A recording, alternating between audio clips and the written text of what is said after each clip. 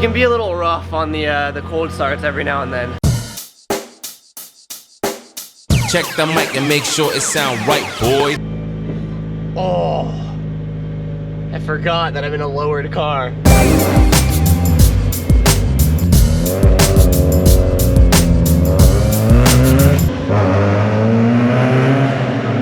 morning!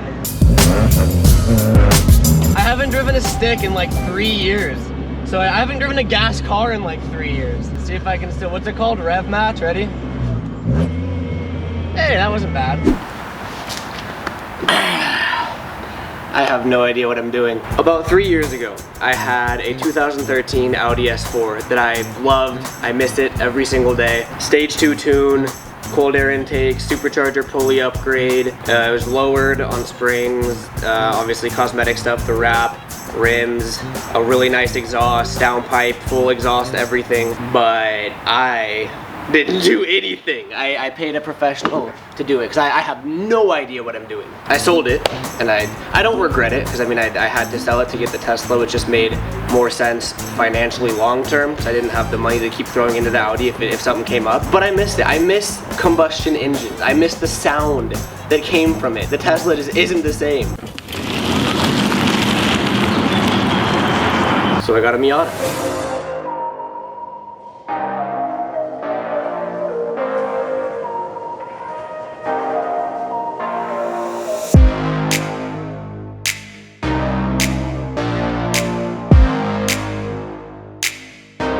Oh, come on.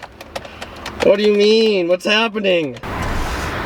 We've run into our first problem. The key is in. The key is 100% in the ignition, but it's like it won't turn. Why? Come on. God damn it. Oh, yes.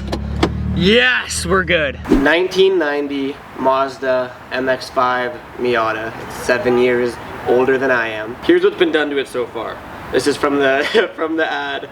Viper alarm system, audio system, soft top with glass window, clean title, 145,000 miles, Greddy Type S blow-off valve, Eaton M45 supercharger, standalone ECU, AEM wideband, fuel pressure regulator, headlights. That's good. Teen Street basis coilovers, leather seats, Mazda OEM 3-spoke steering wheel, torsion 3.9 LSD diff. That's differential, right? I'm learning. Mishimoto radiator, TE 37 reps, 150 horsepower, estimated 132 pounds per foot. I don't know what any of that means, and it's embarrassing. Haven't decided if I'm gonna start a YouTube channel or just keep it here on IGTV, but I want to document the process of going from absolutely zero car knowledge whatsoever to learning the ins and outs of my car and trying to build it out myself, and with the help of friends obviously, but I thought it could be a really interesting project to go from nothing and see where we can go. My knowledge so far is pretty simple. If we open up the hood, I know what a couple things are. The engine, that's about it. I think I know what the supercharger is. I think it's that thing to the right of the engine. I don't know. I really don't know. I met with Joe from Time Warp Tuning, who's gonna be helping me essentially build this. He tuned it after I bought it because I think when the previous owner had got it tuned, it had faulty fuel injectors, so it was tuned incorrectly, so then he got new fuel injectors but hadn't got it retuned. Something along those lines. He told me 3 things. I'm gonna need RX-8 fuel injectors. I definitely need an intercooler because the intake temps are really hot, and we're gonna have a ton of fun. That was so corny. I tried to make that cool, but that was just cringy. As we document this journey, I want you guys to know that I am completely clueless, and half the things I say throughout this series or whatever are gonna just be complete ignorance and incompetence.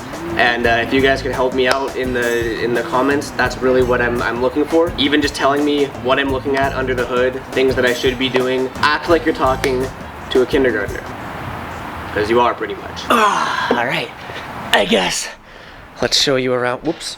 Show you around a little bit. So supposedly this wheel is actually relatively rare and in really good condition. He said it's actually worth something. I really want a quick release wheel. So if we come right over here, we have exactly that. The previous owner gave me some stuff. I think he was originally planning on turboing it later down the line, but then he needed a bigger daily, so he sold it with all the parts. He also made a little electric trunk opener, so you push this button, and it should be open now. Oh, yes. Good. Pretty sure we just have a really shitty speaker back here. There's a hole in it somewhere.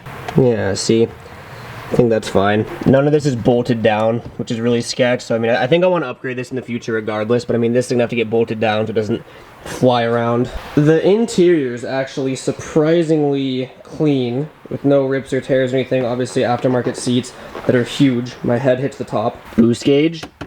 Always wanted one of those. As of now, we're making a whopping 4 PSI of boost. Then we have this, which, as it says, is an air-to-fuel ratio gauge, which I'm assuming is exactly what it sounds like. When Joe came over to help me tune it, he walked me through that. It's essentially, there's two words, there's lean and rich. If it's running too lean, there's not enough gas going places, and if it's running too rich, there's too much gas per oxygen levels.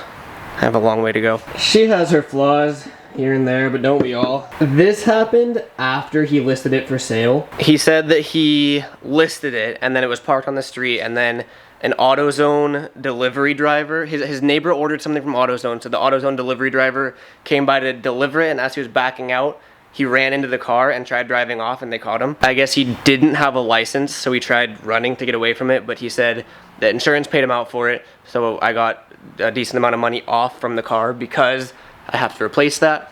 I don't know if I'm gonna yet. If we just come on under here and open up the hood.